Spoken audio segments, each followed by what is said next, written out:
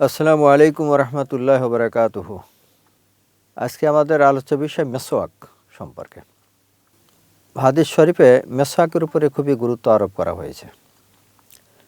রাসূলুল্লাহ সাল্লাল্লাহু আলাইহি সাল্লাম মেসওয়াকের উপরে খুবই যেমন গুরুত্ব আরোপ করেছেন, তেমনি নিজেও সব মেসওয়াক করেছেন বারবার। হযরতে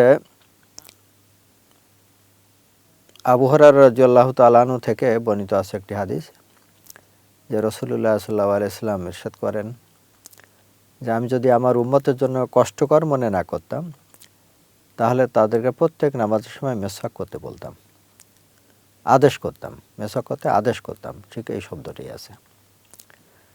তো এখান থেকে বোঝা যায় যে মেসওয়াক করা অত্যন্ত গুরুত্বপূর্ণ একটি আমল এবং মেসওয়াকের অনেক উপকারিতা, ফজিলত এবং উপকারিতা আছে।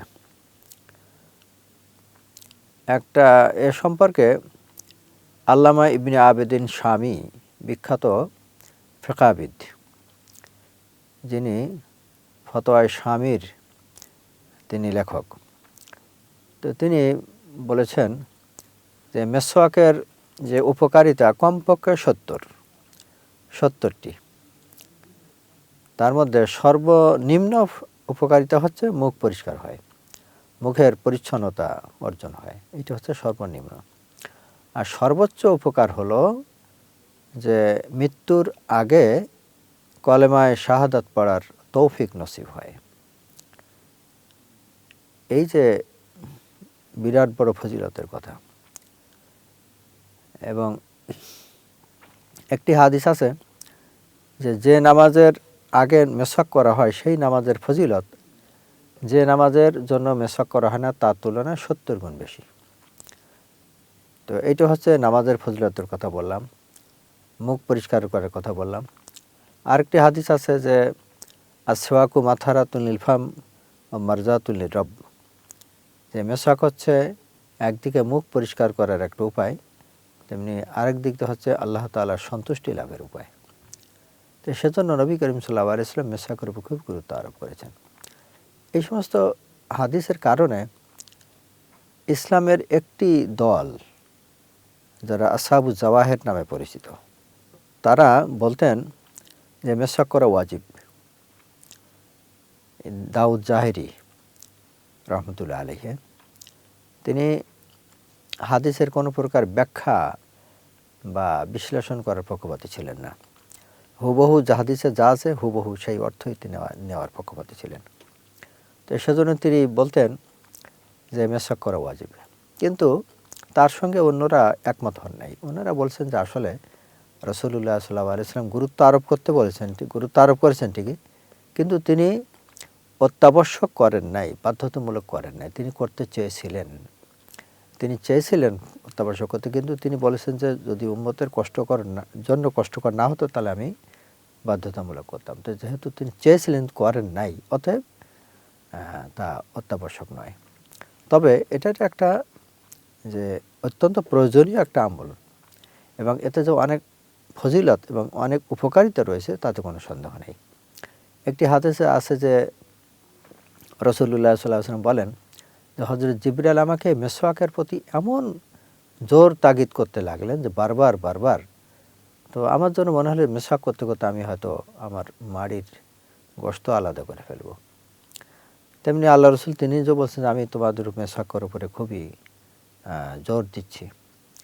হযরত আয়েশা সিদ্দিকা রাদিয়াল্লাহু তাআলা আনহার হাদিস আছে যে রাসূলুল্লাহ সাল্লাল্লাহু আলাইহি ওয়াসাল্লাম মেসওয়াক করে তারপরে মেসওয়াকটা রাখতে দিলেন।